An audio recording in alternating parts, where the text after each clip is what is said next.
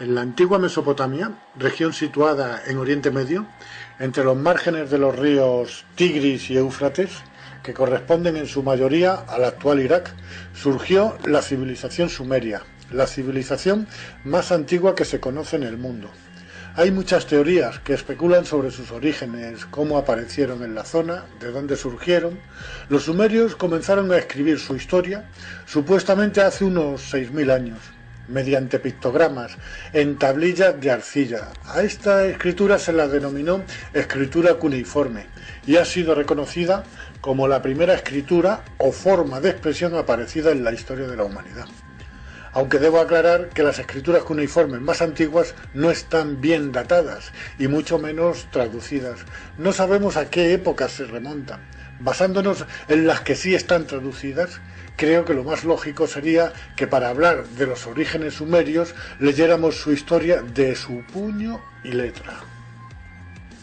Zacharias Sitchin dedicó 30 años de su vida a la traducción de las tablillas sumerias. Y para avalar dichas traducciones, quiero dejar bien claro quién era este personaje.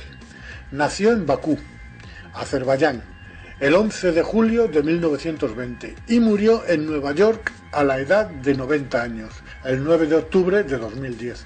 Fue escritor, historiador y lingüista autodidacta, licenciado en Historia Económica, dominaba a la perfección el hebreo antiguo y el moderno, y fue capaz de traducir miles de tablillas en el idioma cuneiforme de los sumerios, así como otros idiomas antiguos de Oriente. Las obras de Sitchin se han traducido a 26 lenguas y publicadas en ediciones de bolsillo e incluso en versión braille. No voy a contar la larga historia que nos cuenta Zacharias Sitchin sobre los sumerios. Pienso que muchos de ustedes la conocerán y los que no la conozcan les aconsejo que se vean en YouTube dichas traducciones por capítulos en vídeos, llevados magistralmente de la mano de David Parcerisa. A grandes rasgos, en sus traducciones, Sitchin nos cuenta que hace unos 445.000 años llegaron unos seres a nuestro planeta para extraer minerales, principalmente oro. En aquella época aún no había aparecido el hombre moderno. Hace unos 200.000 años, estos seres se cansaron de extraer oro y para su extracción crearon al hombre moderno mediante ingeniería genética. En principio, con varios intentos fallidos.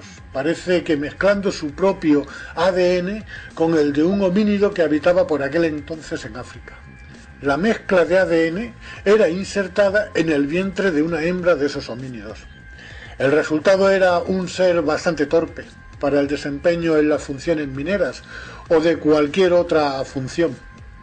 Después de varios intentos, dieron con la clave que les hacía fracasar con todos estos híbridos. En lugar de insertar el óvulo fecundado de hembra homínido en su vientre, lo insertaron en un vientre de hembra Anunnaki. Sí, Anunnaki, con este nombre denomina a esta raza extraterrestre Zacharias Sitchin en sus traducciones. El rey de dicha raza se llamaba Anu y que desde su planeta envió a la Tierra a sus dos hijos, Enlil y Enki, que comandaban toda la expedición aquí en la Tierra. El ingeniero en genética fue precisamente Enki, y la hembra Anunnaki en la que se experimentó fue su propia hermana, que dio a luz al primer hombre moderno.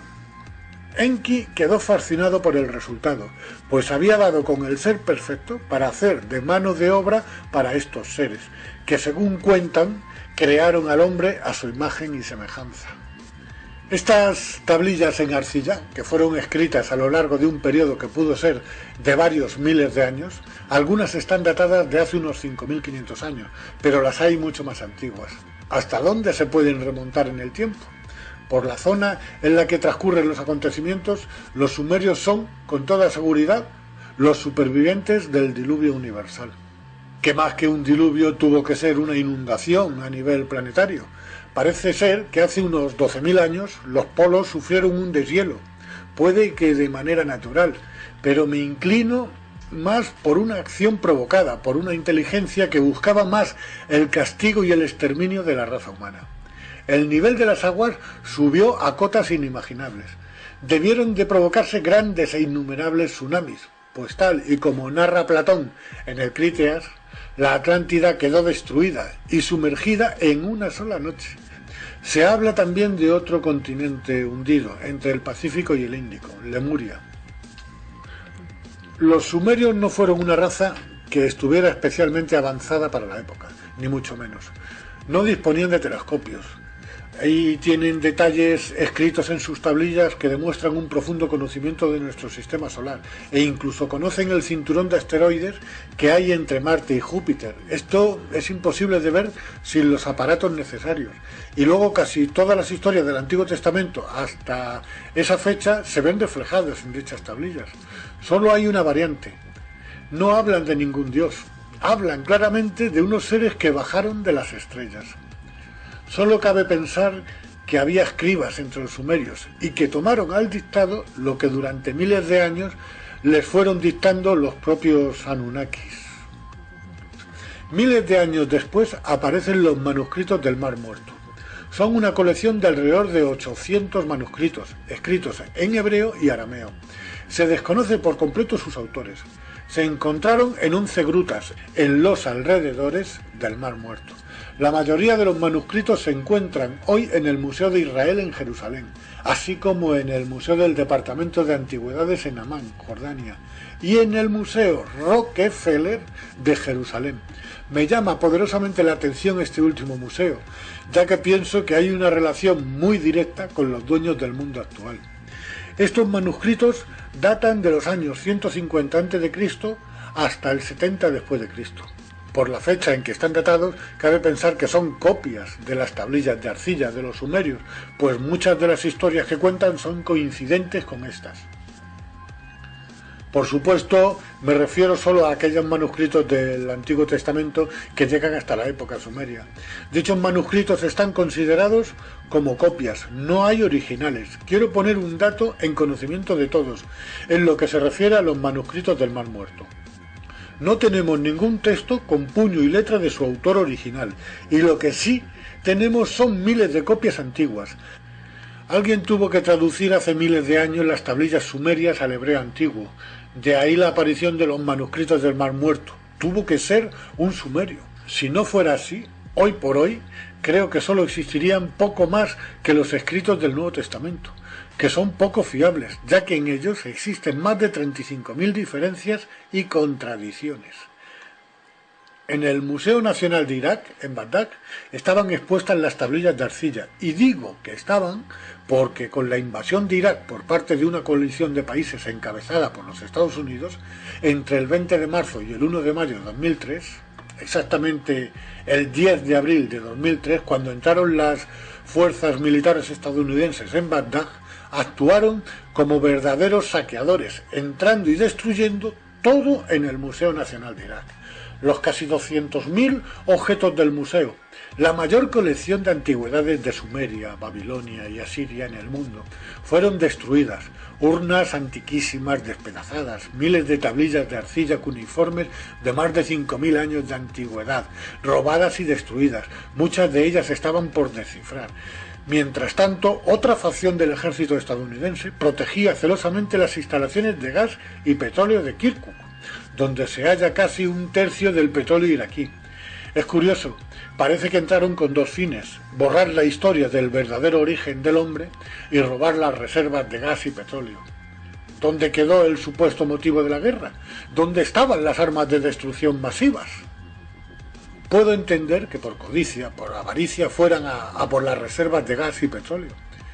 Pero, ¿qué se esconde tras la destrucción de las tablillas de arcilla? ¿Será porque en ellas no hay un Dios omnipotente como creador del hombre y del universo, sino una raza extraterrestre que con ingeniería genética dio con la fórmula del hombre moderno, saltándose lo que hubiese costado millones de años de evolución? De conocerse esta historia, podrían haber caído las religiones judeocristianas, que tanto tienen en común, y con ellas la institución más grande que existe, la Iglesia Católica.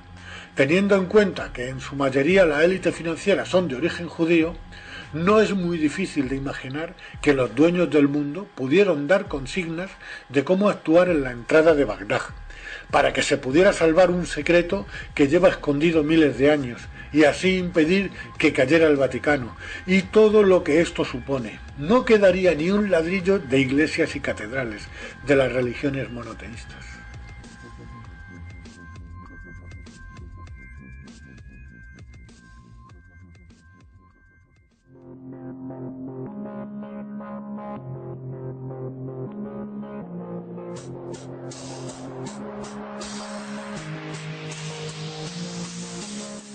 Desde la primera traducción, hace miles de años, de un sumerio que hizo del lenguaje cuneiforme al hebreo antiguo, hasta los manuscritos del Mar Muerto, datados en el año 150 a.C., tuvo que haber una transición de copias y copias sobre copias, que terminó derivando de una historia de extraterrestres que bajaron de las estrellas y crearon al hombre moderno a su imagen y semejanza, a un Dios omnipotente que creó al hombre y al universo en 6 días y al 7º descansó. Desde luego, sí que se degeneró o se tergiversó la verdadera historia de la humanidad. Da que pensar. Es imposible saber en qué momento de la transcripción de textos copiados pudo obrarse tal calamidad. Quizás no fue degeneración accidental y forme parte de un plan. Puede que la clave esté oculta en los sótanos del Vaticano, donde se esconden grandes secretos que nos han ocultado a toda costa, como si de ello dependiera su supervivencia. El hecho es que, a causa de un plan maléfico, se cambia la interpretación de unos escritos y nace un Dios omnipotente, creándose las 3 religiones monoteístas, con un propósito claro: dividir a los hombres en ideologías absurdas hasta llegar al fanatismo religioso, fomentando el odio y la guerra entre naciones, que abanderaban cada uno un Dios con distinto nombre y que en definitiva parece ser el mismo Dios. ¿Quién está detrás de todo esto? ¿Quién manipula la historia y la moldea a su antojo? Existe una élite que desde hace miles de años actúa entre nosotros. Son antidiluvianos e incluso anteriores a la humanidad. Provocaron extinciones que nos llevaron al borde de la desaparición de nuestra especie. Estuvieron siempre allá donde surgía una gran civilización, la cual manejaban siempre a su antojo. De Sumeria, de Babilonia y Asiria pasaron a Egipto y fueron testigos del nacimiento de una nueva civilización, en la que se erigieron como faraones y dioses supremos. Los primeros signos de una compleja cultura empiezan a manifestarse con el surgimiento de pequeñas ciudades a lo largo del río Nilo. Desarrollaron un lenguaje basado en jeroglíficos. Se caracteriza por el uso de signos, cuyo significado se conoce gracias al descifrado de los textos contenidos en la piedra Rosetta, que fue encontrada en 1799, en la que está grabada un decreto en 3 tipos de escritura: jeroglífica, demótica y griega. Es muy significativo comprobar que el idioma jeroglífico egipcio es como una extensión o continuación más evolucionada del idioma cuneiforme de los sumerios. Por extensión, también se ha dado el nombre de signo jeroglífico a algunos de los grafemas de la escritura cuneiforme. Según la mitología egipcia, los primeros reyes de Egipto no fueron hombres, sino dioses. Al principio de los tiempos, el principal de los dioses, al que los egipcios denominaron Dios del cielo y de la tierra, fue Ptah. El dios Ptah cedió el gobierno de Egipto a su hijo Ra, que al igual que su padre llegó a la tierra en una barca celestial. El reinado de Ra duró 1000 años y le continuaron en el trono 5 dioses más: Su, Geb o Geb, Osiris, Set y Horus. Todos estos dioses tienen su equivalente en la mitología griega. Horus en la mitología griega era el dios Apolo. Siguiendo con la mitología egipcia, posteriormente el poder fue cedido a gobernantes semidivinos, mitad hombres, mitad dioses. Entre el año 3000 y el 2700 a.C. es cuando aparece la primera dinastía de gobernantes humanos, con los primeros asentamientos y núcleos urbanos en los márgenes del río Nilo, como ya mencioné anteriormente, en la figura del faraón Narmer, primer gobernante reconocido oficialmente por la egiptología, pues el resto de los anteriormente expuestos pertenece al mundo de la mitología.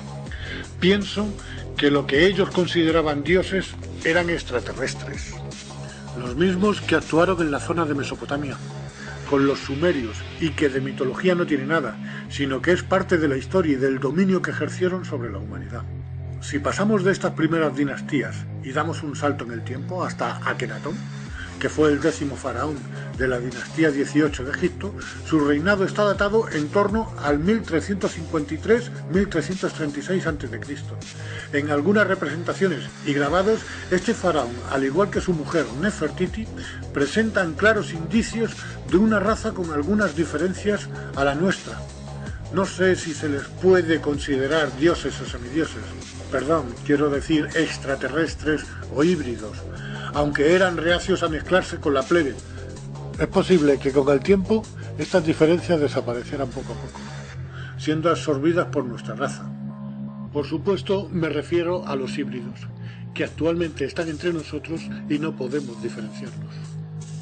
Casi con toda seguridad, su hijo fue Tutankamón, pues además sus restos presentaban las mismas diferencias que sus padres Akenatón y Nefertiti con respecto a nuestra raza. Vean el siguiente corto, que es parte del vídeo Otra raza humana existe, un extraterrestre auténtico. En él se muestra de manera fehaciente lo que expongo. Ahora empecemos con la descripción. Fijaros en sus cabezas. Sus cráneos son extremadamente grandes en comparación con los nuestros. Sus caras son alargadas. Poseen ojos grandes y rasgados y tienen una prominente barbilla. Sus cuellos son delgados al igual que el resto de sus extremidades. Sus hombros son estrechos. Sus manos son minúsculas, con finos y alargados dedos. Sus estómagos parecen flácidos, como si no los ejercitasen. Poseen amplias caderas y sus piernas se van volviendo cada vez más estrechas a medida que van descendiendo, hasta que acaban en unos pies más o menos normales. En resumen, todos sus rasgos son alargados y extremadamente finos, a excepción de sus caderas y de sus cabezas, que parecen contener un cerebro con un potencial superior al nuestro. Otra cosa primordial que dice mucho de estos seres es que estos poseen ombligos y mamas, por lo que podemos afirmar con claridad que son mamíferos, al igual que nosotros. Estos seres se autodenominaban dioses y siempre han estado en lo más alto de la escala social. Algunos de ellos fueron faraones. Un caso muy claro fue el del faraón Akenatón y su esposa, la reina Nefertiti, que son los que os he mostrado antes. También está el caso de Tutankamón, que pudo ser hijo o descendiente directo de los dos anteriormente nombrados. Pero estos seres no solo han estado presentes en la era egipcia, con toda seguridad tuvieron su origen mucho más atrás en el tiempo, en otra zona. Estos mismos seres fueron descritos por los sumerios en la antigua Mesopotamia. Como muchos ya sabréis, ellos mencionaban a los ya conocidos Anunnakis, que poseían las mismas similitudes físicas que las de la raza de Ata.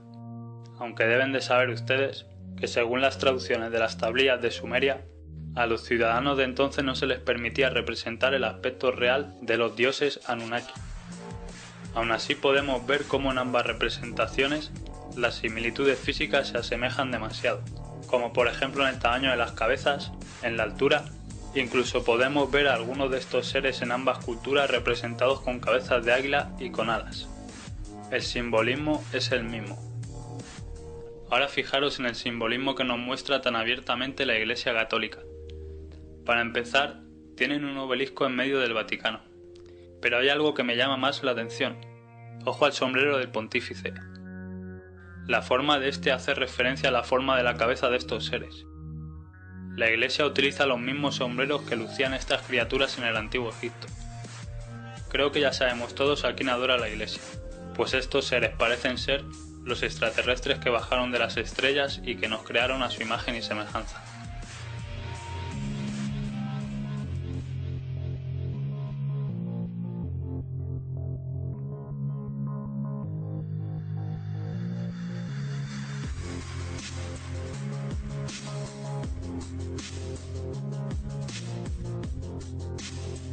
Les aconsejo que lo vean entero.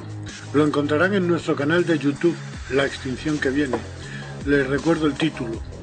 Otra raza humana existe, un extraterrestre auténtico. Según fue perdiendo fuerza el imperio egipcio, hasta su desaparición como potencia, empezó a emerger otro gran imperio, Roma, y hasta él se desplazaron estos seres para continuar con su manipulación.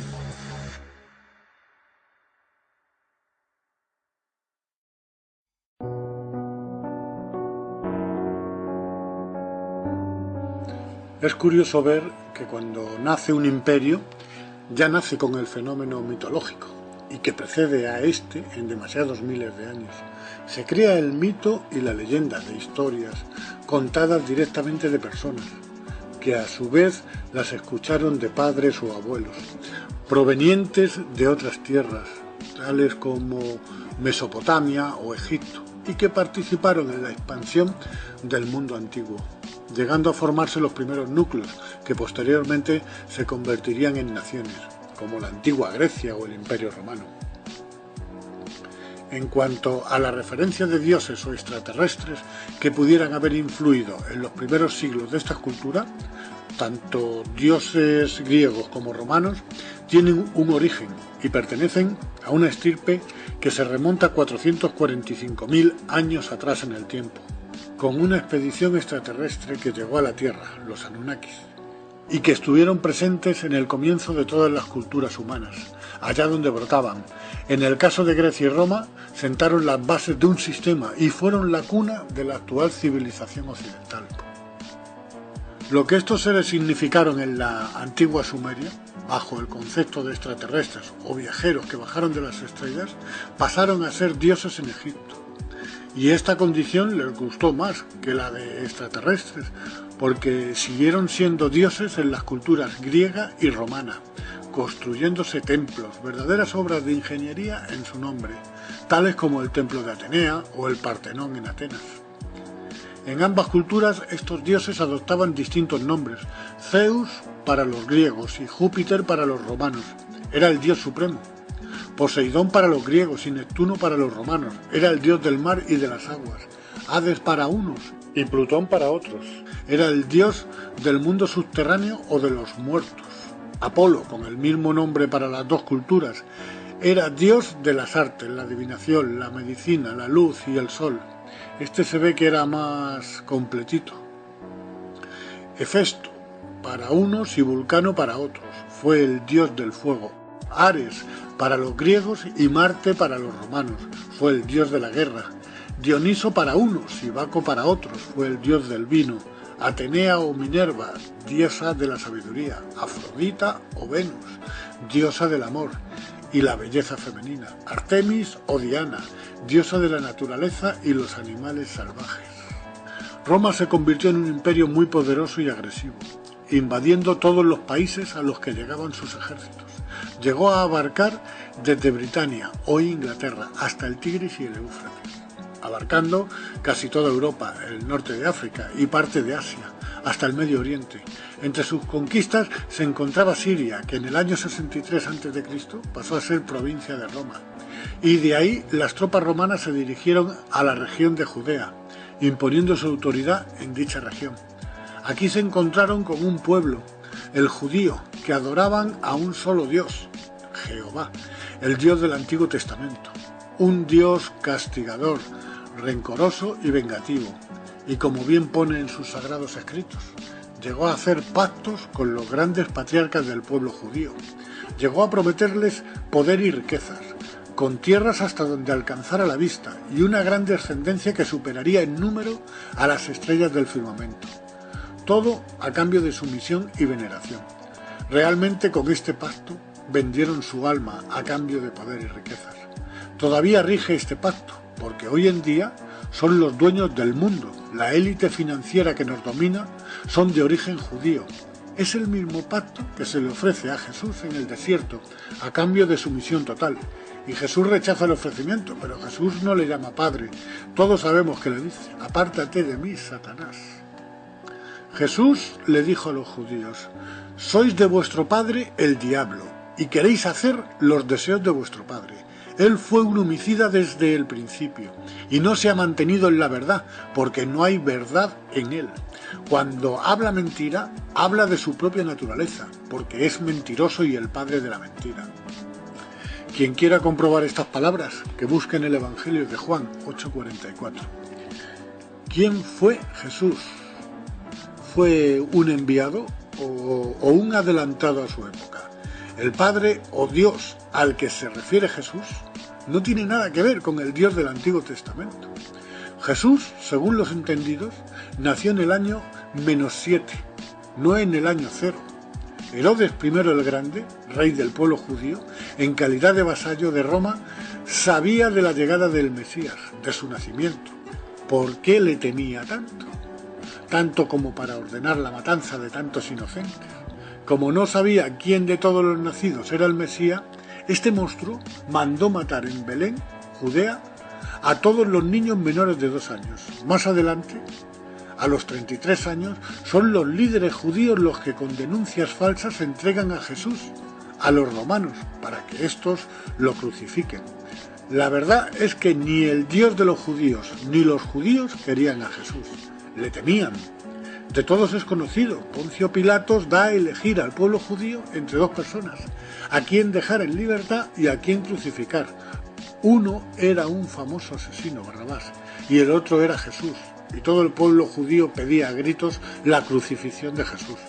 Su mensaje fue de amor y de paz para toda la humanidad, para todos por igual. Sin embargo, el Dios del Antiguo Testamento solo favorecía al pueblo judío, el pueblo elegido por Dios. Según consta en el Antiguo Testamento, destruyó pueblos enteros para que se fueran asentando familias y clanes judías, y a su vez dejar libre el paso de estos hacia la tierra prometida, donde hoy en día son nación, bajo el nombre de Israel, y siguen con el ejemplo de su Dios, pues siguen masacrando al pueblo palestino. Jesús intentó que su mensaje llegara a todo el mundo. Se creó un movimiento después de su muerte, alrededor de su figura, pues sus primeros seguidores, los primeros cristianos, debieron de ser auténticos, muy distintos a lo que poco después ocurrió, pues este movimiento fue adulterado y sus bases totalmente cambiadas o confundidas. Antioquía la Grande o Antioquía la Bella era en aquella época una de las principales ciudades del Imperio Romano y la tercera urbe más poblada, después de Roma y Alejandría. Su población pudo alcanzar hasta los 500.000 habitantes. Se fundó en Antioquía una comunidad religiosa integrada por judeocristianos. Antioquía fue el primer lugar donde los discípulos fueron llamados cristianos, pues anteriormente eran considerados como una secta del judaísmo. En aquella época, es decir, principios del siglo II, el obispo Ignacio de Antioquía fue autor de 7 cartas que redactó en el transcurso de unas pocas semanas, donde parece ser que incluyó a los 4 evangelistas, Juan, Lucas, Mateo y Marcos, como los 4 evangelios auténticos, pasando a ser apócrifos el resto de evangelios. Muchos evangelios, entre los que se encontraban el de Judas, María Magdalena, Tomás o Felipe, escritos más fiables y contemporáneos de la época de Jesús, ya que los de Juan, Lucas, Mateo y Marcos son muy posteriores a la muerte de Jesús y tomados al dictado por estos, y en los que hay muchas contradicciones. El obispo Ignacio de Antioquía fue condenado a muerte en tiempos del emperador romano Trajano, acusado de profesar el cristianismo. Las leyes romanas perseguían y condenaban a muerte a los cristianos. A principios del siglo IV de nuestra era, cuando la población cristiana creció hasta ser el 50% de la población total, el emperador Constantino I el Grande, para evitar más enfrentamientos entre la población, convocó el primer concilio de Nicea en el año 325, que otorgó legitimidad legal al cristianismo en el Imperio Romano por primera vez, y parece que fundió las creencias de una parte politeísta con otra parte monoteísta. De esta fusión religiosa salió una sola religión monoteísta, y la mayor chapuza que uno se pueda imaginar, y que todavía sigue en vigor y de la que se dice que tiene en la actualidad 1.000 millones de seguidores. Yo me pregunto, ¿me estarán contando a mí entre sus seguidores? Porque resulta que si el dato viene de todos los bautizados, yo estoy bautizado, y como yo, muchísima gente a la que no se les preguntó si querían ser cristianos. Si a 1.000 millones le restamos los que no nos sentimos cristianos, ni tampoco somos practicantes, seguro que esta cifra bajaría muchísimo, a saber hasta qué cotas. Si Jesús levantara la cabeza, no se sentiría representado por esta iglesia, que lo único que hace es recaudar e invertir en bolsa y en oscuros negocios, en todas las industrias, para seguir creciendo como la mayor de todas las multinacionales, mientras que miles de niños mueren de hambre en el mundo. Su fuerza e influencia sobre los poderes políticos se ven reflejados en las subvenciones que reciben de casi todos los gobiernos y están libres de impuestos. Su conexión con la élite y el nuevo orden mundial es muy evidente. Hacia finales del siglo IV comenzó la decadencia del Imperio Romano y a finales del siglo V fue su caída. Viene la época de la Alta Edad Media o de la Edad Oscura, que abarca el periodo comprendido desde la caída del Imperio Romano hasta el feudalismo. Europa occidental emerge como una nueva civilización. El feudalismo reemplazó al Imperio Romano en Europa y empezaron a surgir los primeros reinos europeos.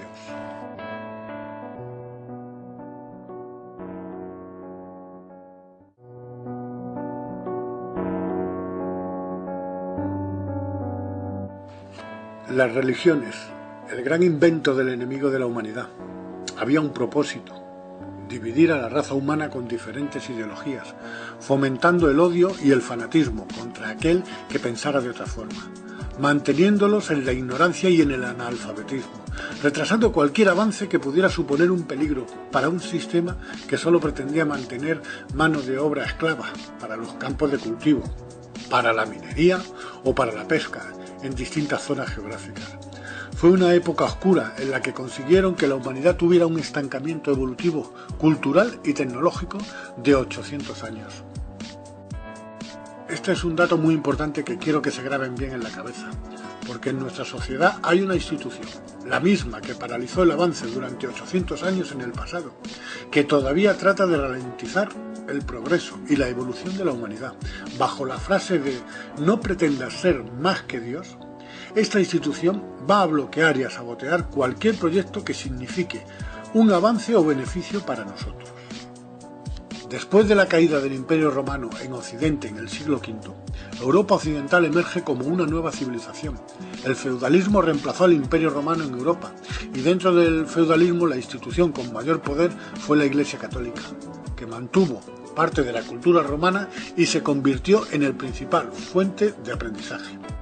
En el año 1000 crece el feudalismo y mantiene a la Iglesia Católica como el mayor poder cristiano, ya que en el pasado no solo tenía su propio Estado, sino que atesoraba todo el saber grecorromano y era el guía espiritual de todos los poderosos estados europeos. La Iglesia siempre soplando en oídos de príncipes y reyes, influyendo en sus políticas exteriores y de conquistas.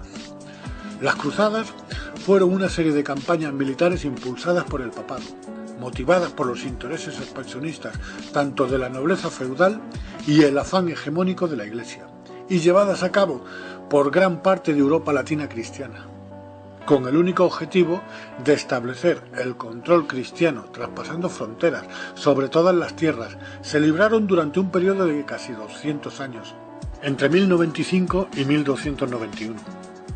Aunque otras campañas en España y Europa Oriental se prolongaron hasta el siglo XV. Las cruzadas fueron sostenidas principalmente contra los musulmanes, aunque también contra todo lo que consideraban pagano, rusos, mongoles y sobre todo contra los enemigos políticos de los papas. Los cruzados eran pobres e ignorantes analfabetos, con lavado de cerebro que les hacía ser ciegos fanáticos que creían estar en posesión de la verdad. Solo así se puede entender que abandonaran todo, tierra, familia, hijos, y se encaminaban a una guerra en tierras lejanas, pues eran herejes con un dios de nombre diferente. En 1129 la Iglesia Católica estableció la Inquisición para hacer a los europeos occidentales sus miembros por la fuerza. La Inquisición castigaba a aquellos que practicaban la herejía para que se arrepintiesen. Si no lo hacían, sufrían la pena de muerte. Durante este tiempo, muchos nobles gobernaron la Iglesia.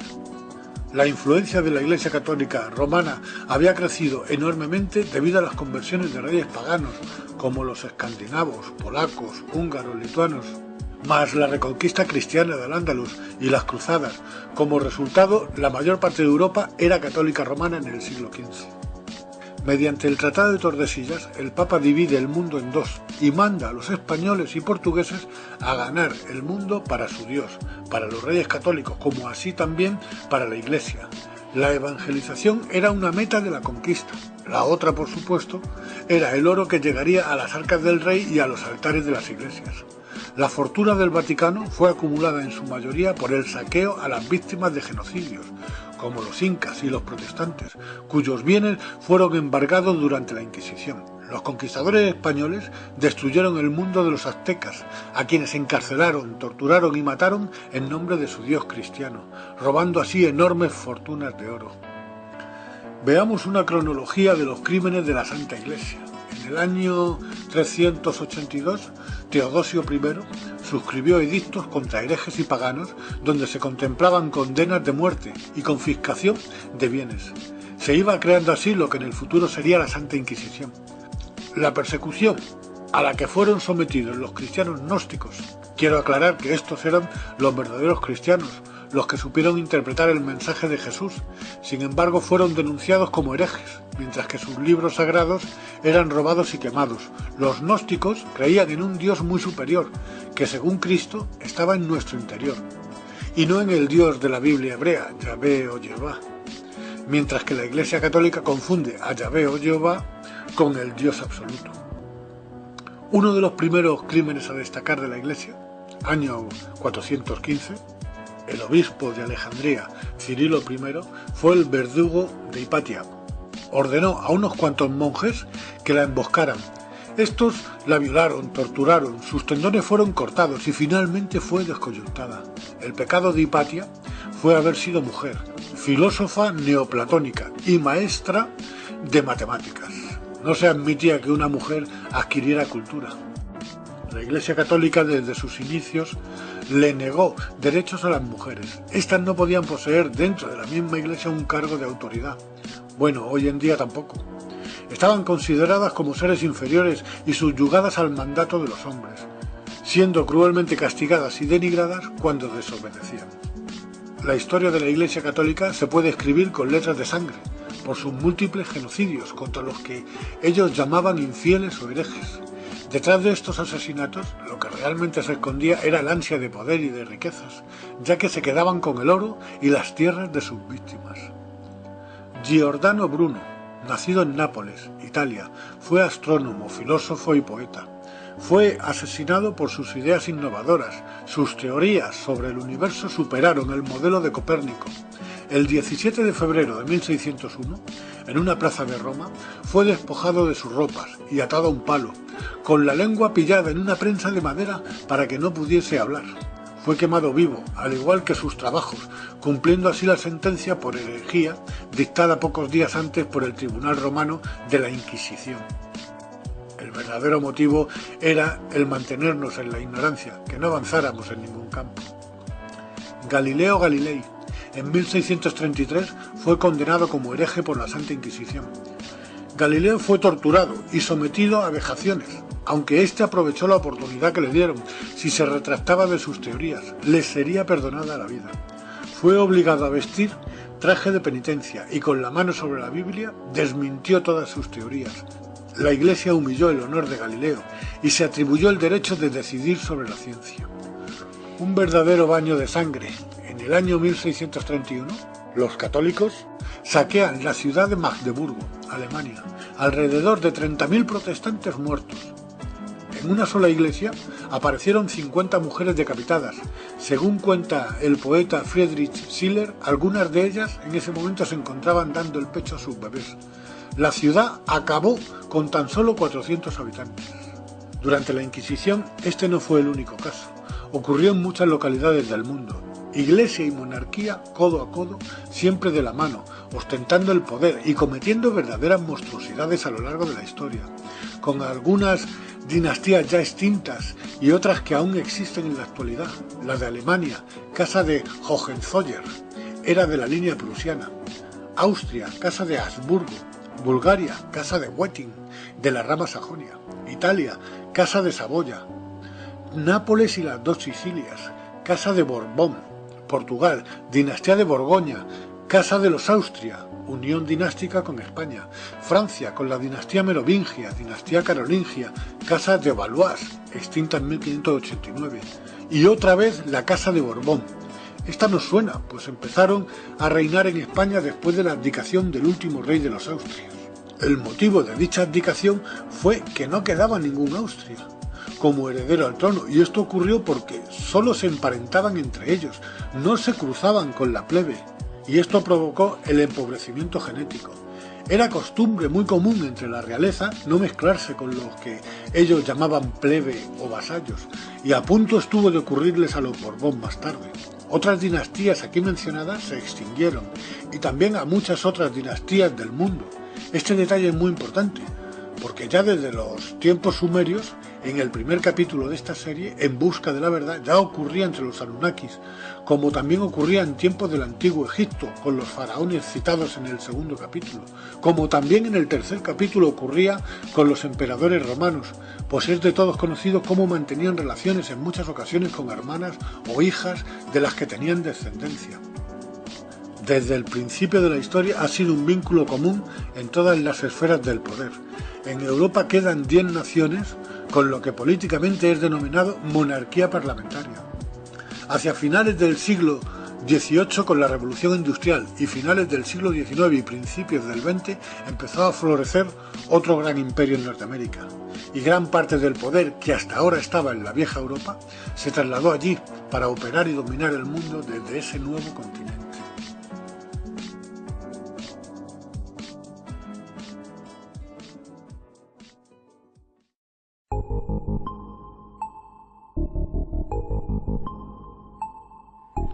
A finales del siglo XVIII, con la Revolución Industrial, damos fin al mayor estancamiento evolutivo provocado por la Iglesia en la Edad Oscura del feudalismo medieval.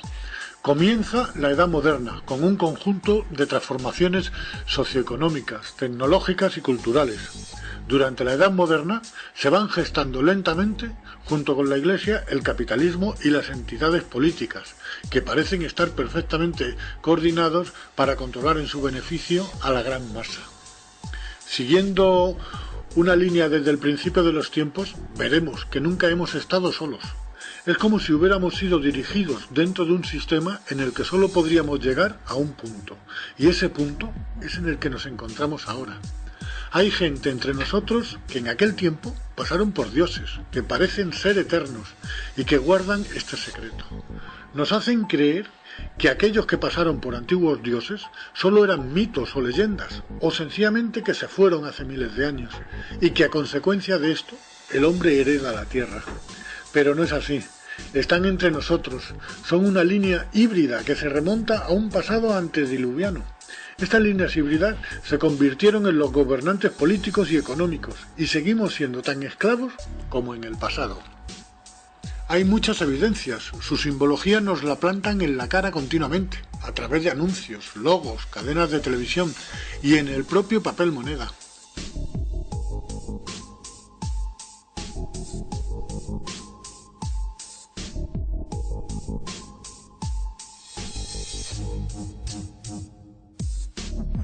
Aparecen en todo el mundo construcciones de miles de años de antigüedad, con una tecnología imposible para la época e incluso para nuestra tecnología. Son millones los avistamientos de extrañas naves con maniobras de vuelo imposibles. Se ha escrito mucho sobre ellas. Hay textos bíblicos que las describen. La referencia a ovnis en los tiempos bíblicos es constante. Son representadas en antiguas pinturas de los 5 continentes. Se llevan paseando por nuestro mundo desde la aparición del hombre moderno. Hoy en día son muchos los testigos que las han observado, atónitos, y que al contarlo se les toma por locos. Desde la Segunda Guerra Mundial hasta la actualidad ha habido un verdadero aluvión de avistamientos en todo el mundo. Desde el famoso caso Roswell se crearon muchas organizaciones gubernamentales. Algunas se daban a conocer, como el Proyecto Libro Azul, que fue una serie de estudios sobre ovnis por parte de la Fuerza Aérea de los Estados Unidos. Estuvo operativa desde 1952 hasta 1969. Se recogieron, analizaron y archivaron miles de informes ovni. En realidad, estos estaban más preocupados de poner en ridículo el tema ovni que de descubrir cualquier evidencia alien. Hubo otras organizaciones paralelas tan secretas que el propio gobierno negaba su existencia. Los famosos hombres de negro, presuntos agentes secretos gubernamentales o extragubernamentales, encargados de ocultar cualquier evidencia extraterrestre en la Tierra. Se empezó a hablar de ellos después del caso Roswell. Algunos testigos de este incidente denunciaron amenazas muy fuertes por parte de oficiales del ejército, incluso amenazas de muerte del testigo y de su entorno familiar. A partir de estas denuncias empezaron a aparecer los hombres de negro, que eran descritos como hombres de gran corpulencia e inexpresivos, con enormes gafas de sol negras, vestían con trajes de negro. Siempre llegaban en un coche totalmente negro y sin ningún distintivo o señal que los identificara. Ya no se podía denunciar, ya que el gobierno negaba cualquier vinculación e incluso negaba la existencia de dichos hombres. A partir de aquí y durante décadas se vieron en los escenarios de algunos avistamientos ovnis. Según contaban los propios testigos de dichos avistamientos, declaraban haber sido amenazados si contaban lo que habían visto. Se llegó a sugerir que estos hombres eran alienígenas. En la famosa serie norteamericana de los años 90, Expediente X, serie que tocaba estos temas con bastante rigor, ya que siempre basaban sus argumentos en casos reales con teorías sobre conspiración. Se hacía mención a los hombres de negro como seres híbridos, seres muy peligrosos que hacían desaparecer a gente si era necesario. El hecho de que fueron mencionados como híbridos en la serie Expediente X no debe desvirtuar este caso, pues los hombres de negro se empezó a hablar 50 años atrás, antes de que existiera la serie. Parece claro que la visión que tenían los hombres de negro era la de borrar cualquier vestigio del tema extraterrestre.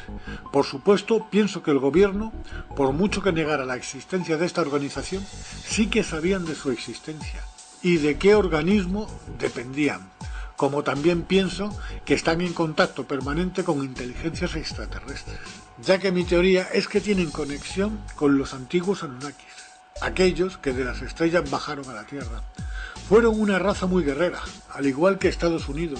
Las disputas entre ellos, con batallas en los cielos por controlar grandes zonas de la Tierra, me recuerdan a las invasiones de Corea, de Vietnam, de Afganistán, de Irak, de Libia, etcétera, etcétera.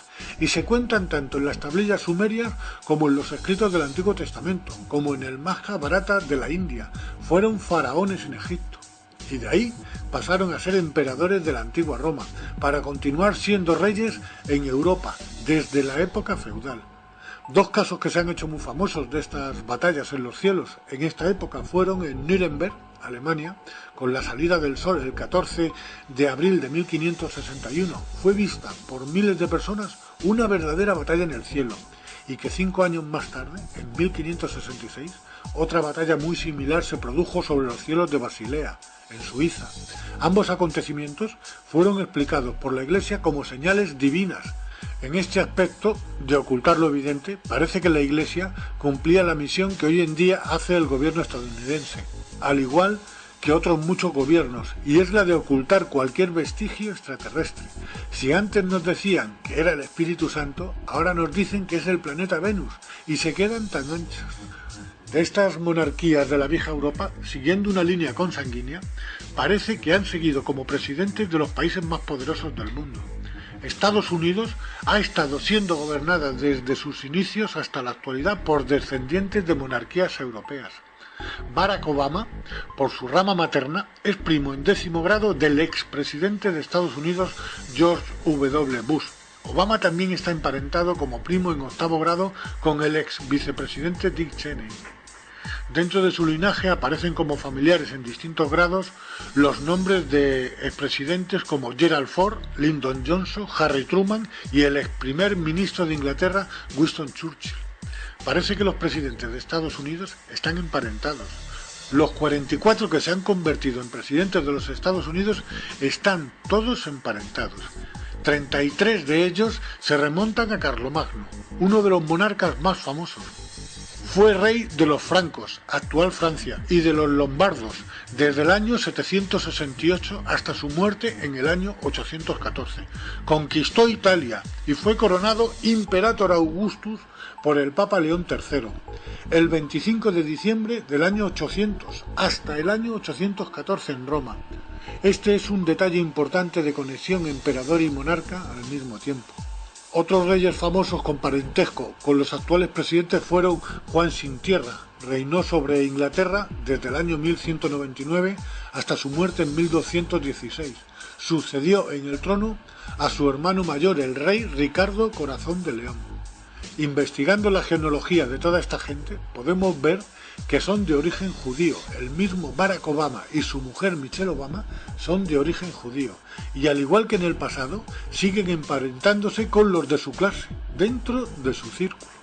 Los tres poderes que gobiernan el mundo son la Iglesia, siempre conspirando y tratando de frenar el avance tecnológico y evolutivo de la humanidad, manteniéndonos en la ignorancia o en un estado de suspensión al estilo de Matrix.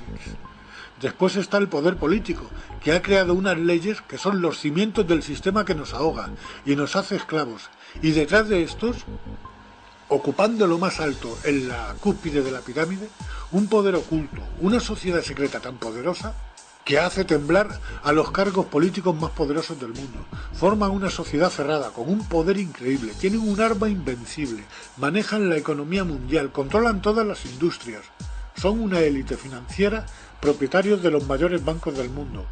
Y a través de estos controlan los bancos centrales del mundo, desde la Reserva Federal Americana y desde el Banco Central Europeo. Reginald McKenna fue banquero y político británico. En el año 1924 dijo: "Me temo que al hombre de la calle no le gustaría saber que los bancos pueden crear, y de hecho crean, dinero. El volumen del dinero en existencia varía solamente con la acción de los bancos, acumulando o reduciendo los préstamos. Los que controlan el crédito de una nación dirigen la política de su gobierno y tienen en sus manos el destino del pueblo. Emiten el dinero en la medida que les conviene y crean colapsos a nivel mundial cuando les viene en gana. Un ejemplo muy claro, y que está muy reciente, es la actual crisis y la llegada del nuevo orden mundial. Fíjense en el siguiente vídeo, las 3 etapas de la crisis. La crisis, una maniobra de los banqueros. Esta estafa, llamada crisis, se puede resumir en 3 etapas. La primera etapa: los bancos son autorizados por la Reserva Federal y el BCE a conceder todo tipo de créditos, sobre todo hipotecarios, con las mayores facilidades al cliente. Para ello, la Reserva Federal y el Banco Central Europeo emitirán todo el dinero que les soliciten los bancos para conceder dichos créditos. Después de unos cuantos años concediendo créditos a diestro y siniestro, apenas sin poner inconvenientes, viene la segunda etapa. La segunda etapa. A estas alturas el consumidor ya ha pagado una buena parte de la deuda y aquí se pone en marcha el parón. De golpe se corta el flujo de los créditos. Todos los bancos al unísono dejan de conceder créditos y todas las empresas constructoras con proyectos enteros terminados, así como urbanizaciones enteras por vender, cientos de miles de viviendas esperando un comprador. Comprador que no llega, pues no se conceden créditos. Todos estos pisos se los tuvieron que comer las constructoras y muchas de ellas no aguantaron el tirón y miles de empresas que vivían de ellas tampoco, viniéndose abajo y mandando al paro a millones de personas que tenían pendiente créditos hipotecarios que no iban a poder seguir pagando.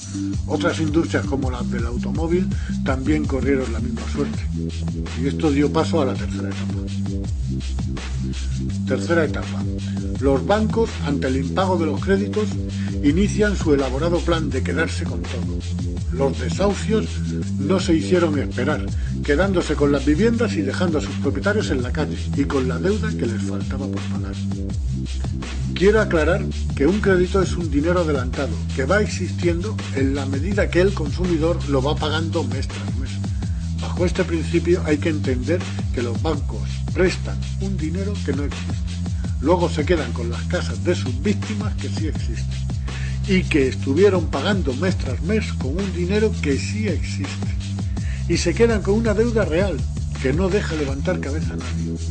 Esto no es la primera vez que ocurre, porque esto mismo ya lo hicieron en 1910 y en 1929 con el famoso crack del Octubre Negro. La gente, al igual que ahora, se tiraban por las ventanas. Esto es el comienzo de una nueva era. El nuevo orden mundial está llegando a todas partes. Se avecina de nuevo la Edad Oscura, donde unos pocos se erigen como los dioses del pasado, para mantenernos bajo su pie como esclavos. Los causantes son la élite, o mejor dicho, el cártel de banqueros que domina el mundo. Me refiero a los Rothschild, J.P. Morgan, Rockefeller, Warburg, etc., etc. Son de origen judío, al igual que los presidentes estadounidenses. El pacto que sellaron los grandes patriarcas con Yahvé o Jehová sigue estando en vigor. Siguen siendo el pueblo elegido por el Dios del Antiguo Testamento. Se prevé un enfrentamiento en el que quieren solucionar el problema de la superpoblación. Y como si fuéramos ganado, pretenden sacrificarnos. Provocarán la Tercera Guerra Mundial. Todo nuestro mundo está a punto de venirse abajo. Depende del resultado de una próxima guerra en la que quieren reducirnos a menos de la mitad de la población mundial. Se ha activado una cuenta atrás. Nos estamos quedando sin tiempo para organizarnos, para poder hacer frente a este enemigo tan colosal, que ha sabido dividirnos y enfrentarnos a nosotros mismos. Nuestra supervivencia depende de la unión, que se pongan de nuestro lado los ejércitos y fuerzas del orden de todo el mundo, porque si siguen del lado del enemigo capitalista, pereceremos.